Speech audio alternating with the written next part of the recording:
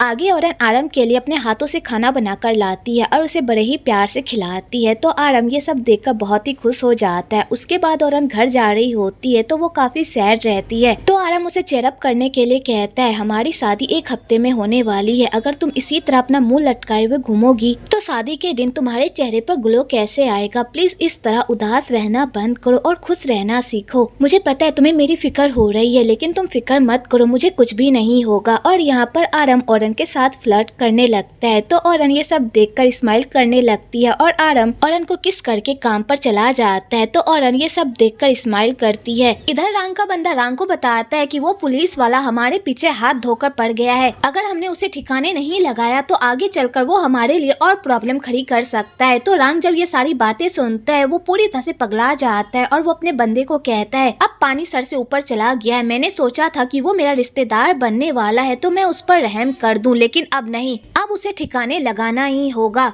इधर आरम फोन पर अपने भाई से बात करते हुए उसके गोदाम की तरफ जा रहा होता है कि तभी वहाँ पर एक बंदा आकर उसे शूट करके वहाँ से चला जाता है, जिस वजह से आरम की हालत बहुत ही खराब हो जाती है। इधर आरब जब फोन पर गोली चलने की आवाज सुनता है वो पूरी तरह से परेशान हो जाता है और अपने भाई को बार बार पूछने लगता है कि भाई क्या हुआ, पर उसका भाई उसे कोई जवाब नहीं देता। तो वो सीधा अपने गोदाम से बाहर निकलता है, जहाँ पर उसे पता चलता है कि उसके भाई को गोली लगी हुई है, जिस वजह से उसकी हालत बहुत ही खराब है। आरब जब अपने भाई की ऐसी हालत देखता है वो तो पूरी तरह से शॉक्ड हो जाता है और अपने भाई को कहता है, भाई प्लीज थोड़ा हिम्मत रखो, मैंने एम्बुलेंस को कॉल कर दिया है, वो आती ही होगी। तो उसका भाई कहता है, मुझे नहीं लगता कि अब मैं बच पाऊंगा, इसलिए मैं तुमसे एक वादा चाहता हूँ, मेरे जाने के बाद मेरी गर्लफ्रेंड ऑन का अच्छे से ख्याल रखना, उसके सारे कर्जे को चुका देना और उसे किसी भी चीज की कमी होने मत देना। तो अरब कहता है, तुम कैसी बात कर रहे हो, मैं ऐसा कुछ भी नहीं करूंगा, औरन तुम्हारी गर्लफ्रेंड है तो तुम्हें ही उसका ख्याल रखना होगा। तो अरब कहता है, प्लीज भाई मेरी ये विश पूरी कर देना, और वो ये कहकर बेहोश हो जाता है। आगे अरब अपने भाई को हॉस्पिटल लेकर जाता है। दूसरी तरफ सरहान औरन को बताता है कि आरम को गोली लग गई है, जिस वजह से वो हॉस्पिटल में भर्ती है, जिसे सुनकर वो पूरी तरह से शॉक्ड हो जाती है और सीधा हॉस्पिटल जाती है, जहाँ पर उसे पता चलता है कि आरम अब इस दुनिया में नहीं रहा, जिसे जानकर तो औरन को बहुत बड़ा सदमा ही लग जाता है और औरन पागलों की तरह रोने लगती है। तो उसका भाई उसे संभालता है। इधर आरम की मॉम को जब इस न्यूज के बारे में पता चलता है वो तो पागलों की तरह रोने लगती है, क्योंकि उसने कभी भी नहीं सोचा था कि उसके बेटे के साथ ऐसा कुछ भी होगा। इधर आरब भी अपने भाई की मौत की वजह से काफी सदमे में चला जाता है कि तभी वहाँ पर महंगा आता है और आरब को कहता है कि मैंने आरम के अंतिम संस्कार का सारा इंतजाम कर दिया है। वैसे क्या ग्रैंडमा को आपने इस न्यूज के बारे में बता दिया है? तो आरब कहता है, मैंने अभी उन्हें कुछ भी नहीं बताया है, मैं खुद मंदिर जाकर उन्हें ये सारी बातें बताऊंगा, तब तक तुम यहाँ का सारा इंतजाम देखो और मॉम का ख्याल रखना जब तक मैं वापस नहीं आ जाता। तो मैंग कहता है ठीक है, और आरब ग्रैंडमा को लेने के लिए मंदिर जाने लगता है कि तभी उधर से मीना की भी एंट्री हो जाती है। तो यहाँ पर मीना आरब से पूछती है कि अरम कैसा है, वो ठीक तो है ना, उसे कुछ हुआ तो नहीं ना? तो आरब उसे बताता है कि अरम अब इस दुनिया में नहीं रहा। तो मीना जैसे ये बात सुनती है वो पूरी तरह से शॉक्ड हो जाती है और वो आरब को संभालती है और उससे पूछती है कि तुम अभी कहाँ जा रहे हो? तो आरब उसे बताता है कि मैं मंदिर जा रहा हूँ ग्रैंडमा को लेने के लिए, क्या तुम मेरा एक काम करोगी, जब तक मैं वापस नहीं आ जाता तब तक तुम मेरी मॉम के पास रहोगी, क्योंकि मैं नहीं चाहता कि ऐसे हालात में मेरी मॉम अकेली रहे। तो मीना कहती है, ये भी कोई कहने वाली बात है, तुम जाओ और अपनी ग्रैंडमा को लेकर आओ, तब तक मैं यहाँ का मामला संभालती हूँ। तो अरब कहता है ठीक है, और वो वहाँ से चला जाता है। तो अरब के जाने के बाद मीना पूरी तरह से पगला जाती है, क्योंकि उसे पता होता है कि ये सारा कारनामा उसके पापा का किया धरा है। तो वो सीधा अपने डैड को कॉल करती है और अपने डैड से पूछती है, डैड आपने ये क्यों किया, आपको डर नहीं लग रहा कि आपको जेल हो जाएगी? तो उसके डैड कहते हैं, मेरे पास कोई और रास्ता नहीं बचा था, और वैसे भी जो मैंने किया अच्छा ही तो किया।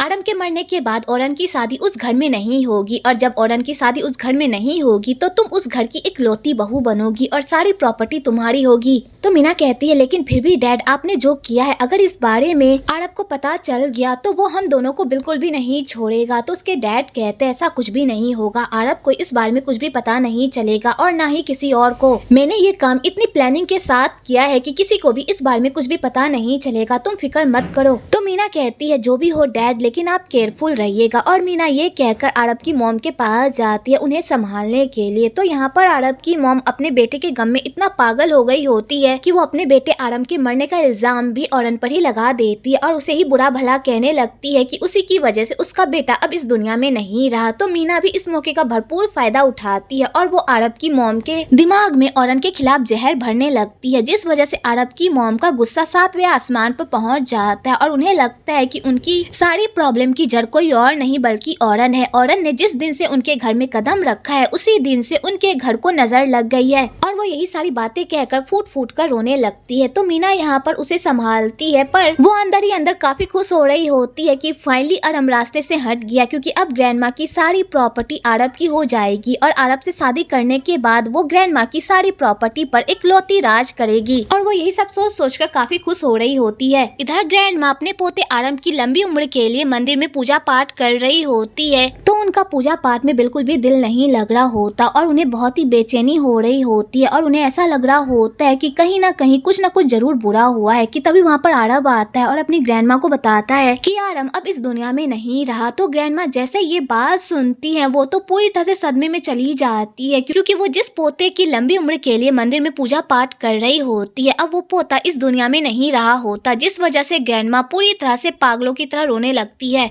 आगे आरम का अंतिम संस्कार मनाया जाता है, तो औरन भी यहाँ पर आरम को श्रद्धांजलि देने के लिए आती है। तो आरम की मॉम जैसे ही औरन को देखती है उसे देखते ही उनका गुस्सा सीधा औरन पर फूट जाता है और वो औरन को मारने पीटने लगती है और उसे बुरा भला कहने लगती है कि तुम्हारी वजह से ही मेरा बेटा इस दुनिया में नहीं रहा। जब से तुमने मेरे बेटे की लाइफ में कदम रखा था तब से ही मेरे बेटे की लाइफ बर्बाद हो गई। तुम यहाँ से चली जाओ वरना मैं तुम्हारे साथ कुछ कर दूंगी। तो यहाँ पर औरन आरम की मॉम को शांत करने की कोशिश करती है और उनसे रिक्वेस्ट करती है कि प्लीज एक बार वो उसे आरम की शक्ल देखने दे। पर यहाँ पर आरब की मॉम उसकी एक भी विनती नहीं सुनती, उल्टा उसे बहुत ही बुरा भला कहने लगती है और कहती है मेरे बेटे को खाकर तुम्हें चैन नहीं मिला जो तुम उसके आखिरी समय में भी उसका दिमाग खराब करने के लिए यहाँ पर आ गई। जिंदा रहते तो तुमने उसे चैन से जीने नहीं दिया, कम से कम मरने के बाद तो उसे चैन से रहने दो। तोरन कहते ऐसा मत बोलिए मॉम, मैंने ऐसा कुछ भी नहीं किया। पर आरब की मॉम उसकी एक बात भी नहीं सुनती, उल्टा उसे लात देकर मारने लगती है और कहती है यहाँ से दफा हो जाओ वरना मैं तुम्हें नहीं छोड़ूंगी। तुम्हारी वजह से मेरा बेटा अब इस दुनिया में नहीं रहा। और वो ये कहते कहते बेहोश हो जाती है। तो औरन जब आरम की मॉम की ऐसी हालत देखती है तो वो कुछ भी नहीं कहती और चुपचाप अपने भाई के साथ वहाँ से चली जाती है।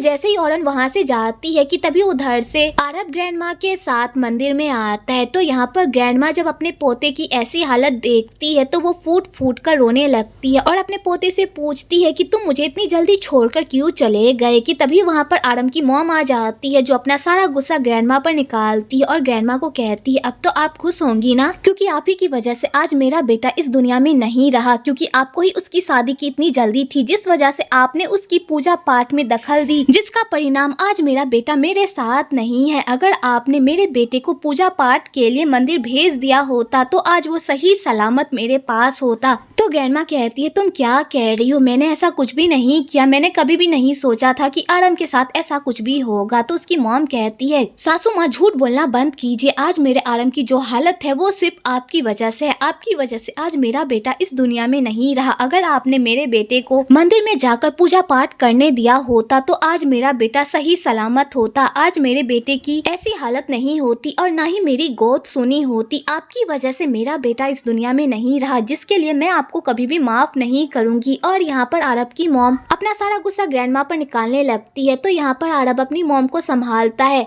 उसके बाद अपने भाई के पास बैठकर अपने भाई से पूछता है कि तुम मुझे इतनी जल्दी छोड़कर क्यों चले गए। कि तभी वहाँ पर मीना आती है और आरब को बताती है कि तुम्हारी मॉम और ग्रैंडमा घर जा चुके हैं, अब तुम्हें भी घर जाना चाहिए। तुम कब से यहाँ पर बैठे हुए हो, अगर तुम इसी तरह बैठे रहे तो तुम्हारी तबीयत खराब हो जाएगी, प्लीज घर जाकर थोड़ा आराम कर लो। तो आरब कहता है ठीक है, वैसे औरन कहाँ है, वो मुझे कहीं दिखाई नहीं दी। तो यहाँ पर मीना आरब को झूठ बोलती है कि औरन आज यहाँ पर आई ही नहीं, जिस वजह से आरब को बहुत ही गुस्सा आता है और वो कहता है वो ऐसा कैसे कर सकती है, मेरा भाई उसका पियोंसे था, वो अपने पियोंसे के अंतिम संस्कार में कैसे नहीं आई। तो मीना यहाँ पर फिर से आरब के दिमाग में औरन के खिलाफ जहर भरने लगती है और कहती है मैंने तुम्हें कहा था ना कि वो लड़की तुम्हारे भाई से प्यार नहीं करती बल्कि वो उसके पैसे के पीछे पड़ी हुई है, लेकिन तुम लोगों ने मेरी बात नहीं सुनी। तो आरब को ये सारी बातें सुनकर तो और गुस्सा आ जाता है। इधर मीना बाहर से ही आरब को श्रद्धांजलि देती है और जब तक सारे लोग नहीं चले जाते तब तक वो भी बाहर खड़े रहकर आरब के लिए शौक मनाती है।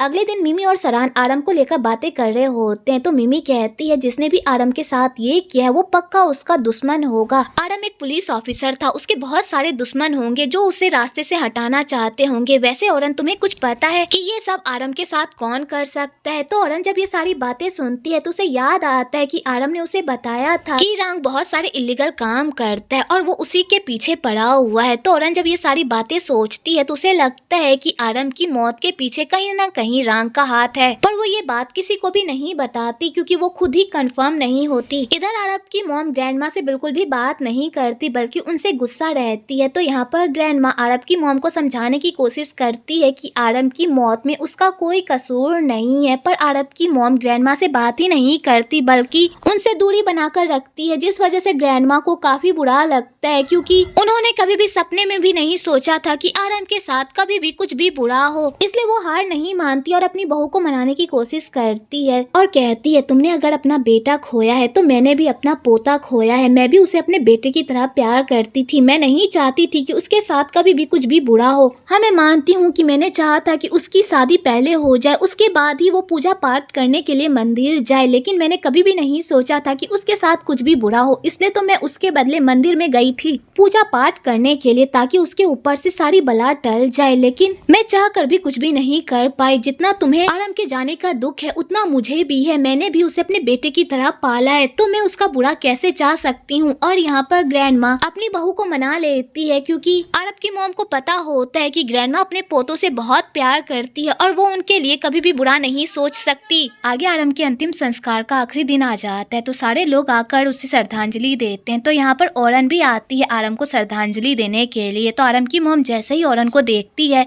उसे देखते ही उनका गुस्सा पूरी तरह से फूट जाता है और वो औरन को मारने पीटने लगती है और कहती है मैंने तुम्हें कहा था ना कि मेरे बेटे के अंतिम संस्कार में तुम मत आना, फिर तुम्हारी हिम्मत कैसे हुई यहाँ पर आने की? तुम्हारी वजह से मेरा बेटा अब इस दुनिया में नहीं रहा और उसे खाने के बाद भी तुम बेशर्मों की तरह यहाँ पर अपनी शकल लेकर आ गई। और यहाँ पर आरम की मॉम औरन के साथ बहुत ही बदतमीजी से पेश आती है और उसे खूब मारती पीटती है। तो आरब जब औरन की ऐसी हालत देखता है तो उसे औरन के लिए बहुत ही बुरा लगता है और वो अपनी मॉम को रोकने की कोशिश करता है, पर उसकी मॉम रुकने का नाम ही नहीं लेती और वो औरन को कहती है यहाँ से दफा हो जाओ वरना मैं तुम्हारे साथ क्या कर बैठूंगी तुम सोच भी नहीं सकती। तो यहाँ पर औरन हाथ जोड़कर आरम की मॉम को कहती है प्लीज मॉम मुझे एक बार उसे श्रद्धांजलि दे देने दीजिए, आज उसका आखिरी दिन है, प्लीज मॉम मुझे अंदर जाने दीजिए। पर आरम की मॉम उसकी एक बात भी नहीं सुनती, उल्टा उसे पूरे समाज के सामने ढेर सारी बददुआएं देती है और उसे बुरा भला भी कहती है। तो ग्रैंड माँ को ये सब बिल्कुल भी अच्छा नहीं लगता और वो अपनी बहू को चुप कराती है और वो औरन को कहती तुम्हें ये सब करने की कोई जरूरत नहीं है, तुम आराम से आरम को जाकर श्रद्धांजलि दे सकती हो, ये तुम्हारा हक है और तुम्हारा हक तुमसे कोई भी नहीं छीन सकता। तो आरम की मॉम जैसे ये बात सुनती है तो वो सीधा ग्रैंडमा पर भड़कने लगती है और उस पर भी अपने बेटे के मरने का इल्जाम लगाने लगती है। तो ग्रैंडमा यहाँ पर आरब को कहती है तुम अपनी मॉम को यहाँ से लेकर जाओ, इसका दिमाग खराब हो गया है। तो आरब अपनी मॉम को वहाँ से लेकर चला जाता है। उसके बाद आरब और औरन दोनों मिलकर आरम को श्रद्धांजलि देने के लिए जाते हैं और यहीं पर ये अंतिम संस्कार खत्म हो जाता है। आगे कुछ दिनों बाद औरन अपना सारा दहेज अपनी सासू माँ को लौटा देती है और कहती है आपने मेरे और आरम की सगाई पर मुझे जो भी दहेज दिया था मैंने वो सब आपको लौटा दिया है, क्या अब आप मुझे लोन दे सकती है? मुझे लोन की बहुत ही जरूरत है। तो आरम की मॉम जैसे ही लोन का नाम सुनती है वो पूरी तरह से आग बबूला हो जाती है और कहती है तुम्हारी वजह से मेरा बेटा अब इस दुनिया में नहीं रहा और तुम बेशर्मों की तरह फिर से मुझसे लोन मांगने के लिए आ गई। तुम्हारी हिम्मत कैसे हुई मेरे सामने अपना मुंह खोलने की? तुम्हारी औकात नहीं है मेरे सामने अपना मुंह खोलने की। मैं पहले तुमसे इसलिए अच्छे से पेश आ रही थी क्योंकि मेरा बेटा तुम्हारे प्यार में पूरी तरह से पागल था और उसे तुम्हारे अलावा कुछ भी दिखाई नहीं देता था, लेकिन अब मेरा बेटा इस दुनिया में नहीं रहा और अब मुझे कोई भी नहीं रोक सकता तुम्हें सबक सिखाने से। और यहाँ पर आरम की मॉम औरन को खूब मारती पीटती, उसे बहुत ही बुरा भला कहती है, यहाँ तक कि उसे बेइज्जत करके अपने घर से बाहर निकाल देती है और ये भी कहती है कि आइंदा मेरे घर में कभी भी कदम मत रखना। तो ग्रैंडमा अपनी बहू को रोकने की बहुत कोशिश करती है पर यहाँ पर आरम की मॉम ग्रैंडमा की भी एक बात नहीं सुनती, जिस वजह से बेचारी ग्रैंडमा कुछ भी नहीं कर पाती।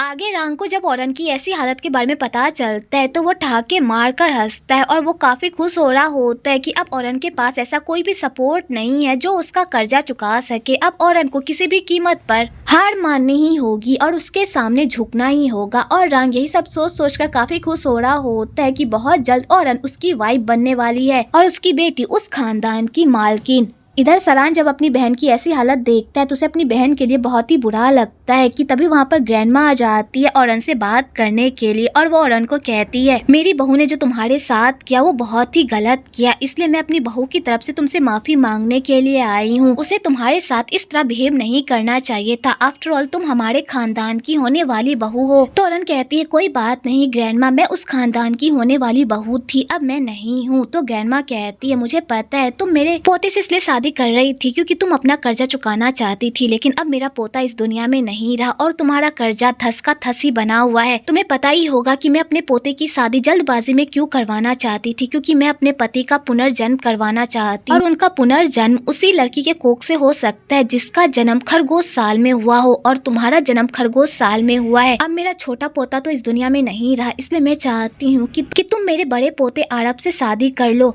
अगर तुम मेरे पोते से शादी करने के लिए हाँ कर देती हो तो मैं तुम्हारा सारा कर्जा चुका दूंगी। तो औरन जैसे ये बात सुनती है वो पूरी तरह से शॉक्ड हो जाती है और वो ग्रैंडमा को कहती है, ग्रैंडमा आपको अंदाजा भी है कि आप क्या बोल रही हैं? अभी आरम को मरे हुए कुछ दिन भी नहीं हुए हैं और आप मेरी शादी उसके बड़े भाई से करवाना चाहती हैं। आपका दिमाग तो ठीक है, भले ही मेरी और आरम की शादी अजीब हालात में हो रही थी, लेकिन मैं इतनी भी बेगैरत नहीं कि अपने ही होने वाले हस्बैंड के बड़े भाई से शादी कर लूं, और खासकर ऐसे इंसान से जो मेरी बिल्कुल भी रिस्पेक्ट नहीं करता बल्कि मुझसे नफरत करता है और बात बात पर मेरी इंसल्ट करता है। मैं ऐसे इंसान से शादी नहीं कर सकती, प्लीज मुझे माफ कर दीजिए और प्लीज आइंदा से इस बारे में कोई बात मत करिएगा। और औरन ये कहकर वहाँ से चली जाती है। तो बेचारी ग्रैंडमा ये सारी बातें सुनकर परेशान हो जाती है। आगे ग्रैंडमा को फिर से ग्रैंडपा का सपना आता है जहाँ पर ग्रैंडपा ग्रैंडमा से पूछते हैं कि क्या मेरा पुनर्जन्म नहीं होगा। तो ग्रैंडमा जब ग्रैंडपा को फिर से सपने में देखती है तो वो परेशान हो जाती है और वो अगले दिन पंडित को बुलाकर अपने सपने के बारे में पूछती है। तो वो पंडित उसे बताता है कि औरन इस खानदान की बहू बनने के लायक है। उसकी और आरब की कुंडली एक दूसरे से बिल्कुल मिलती जुलती है, वो आरब के लिए बिल्कुल परफेक्ट लाइफ पार्टनर है। अगर इन दोनों की शादी हो गई तो ये दोनों पूरी जिंदगी खुशहाल लाइफ जिएंगे। तो ग्रैंडमा जब ये सारी बातें सुनती है तो वो बहुत ही खुश हो जाती है। इधर आरब की मॉम भी ये सारी बातें सुन लेती है और वो सीधा आरब को बता देती है कि ग्रैंडमा तुम्हारी शादी औरन से करवाना चाहती है, जिसे सुनकर आरब पूरी तरह से शॉक्ड हो जाता है और उसे लगता है कि ये सारा किया धरा किसी और का नहीं बल्कि औरन का है। औरन अपने कर्जे को चुकाने के लिए जबरदस्ती उससे शादी करने की कोशिश कर रही है और वही ग्रैंडमा के दिमाग में ये सारी बेतुकी बातें भर रही है।